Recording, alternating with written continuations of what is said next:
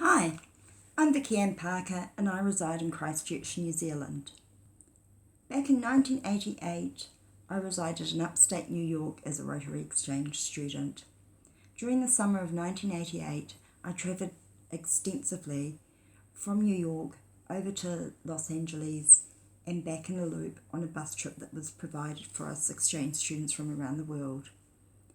Throughout that trip, and throughout my year in upstate New York and spending time in rural Ontario, Canada, I was bitten numerous times. I showed symptoms of having Lyme disease, although I didn't know what Lyme disease was at that time. My first symptoms was my memory was failing. I then had issues with holding a tennis racket and playing. I was quite a successful tennis player back then. I then had a reaction to antibiotics from a sore throat that was recurring.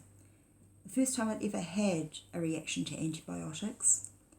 Following on with that, before I was due to return back to New Zealand to my family and friends, I suffered what they thought was an appendicitis. I was admitted into Cortland State Hospital where they removed my appendix only to find out that it was gastritis.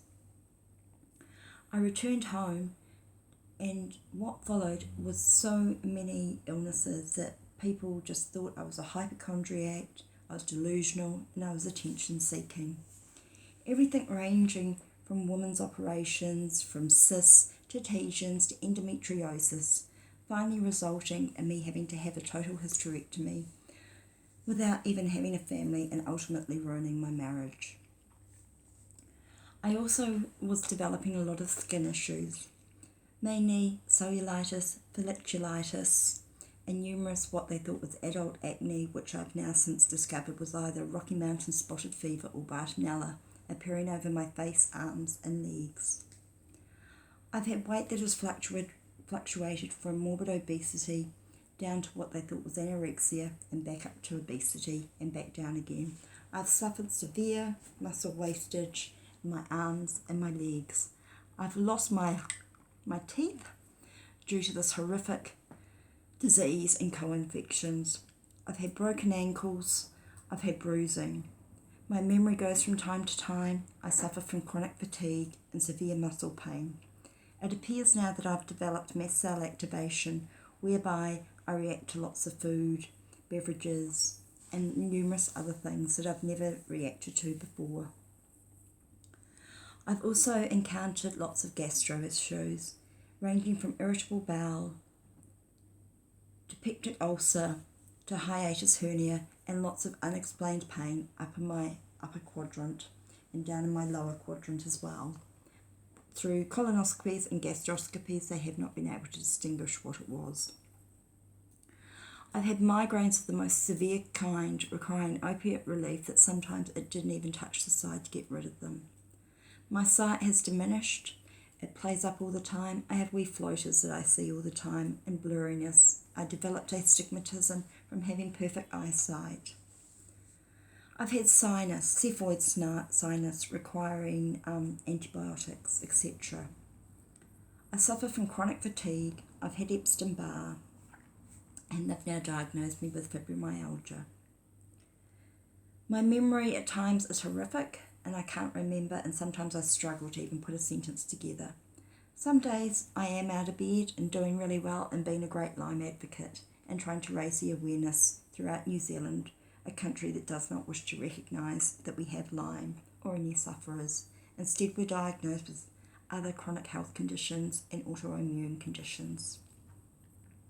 I could go on more and more about the list of complaints that I have with Lyme disease and co-infections. I figure that I am one of the lucky ones because a high school friend pointed out to me after being sick and tired of hearing of all my illnesses. She came to me and she said, "I think you have Lyme disease, Vicky." I'd never even heard what Lyme disease was or its co-infections.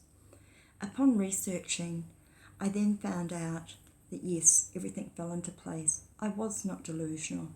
I was not somatizing like the numerous psychiatrists have been saying all along.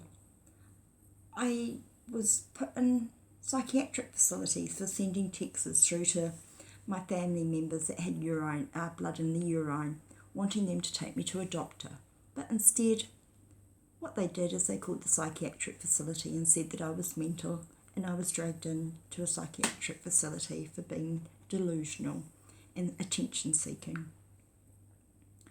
Lyme is horrific, its co-infection's even worse, and it's about time the rest of the world supported smaller countries like us in sending people out to train our medical professionals in how to diagnose and how to treat.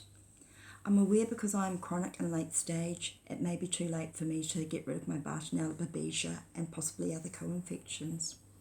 However, I can focus my life on educating others and helping them to try and get the help that they so deserve and require without huge expense, where a lot of them have been turning to alternative medications, etc. to try and get well with no sight and end.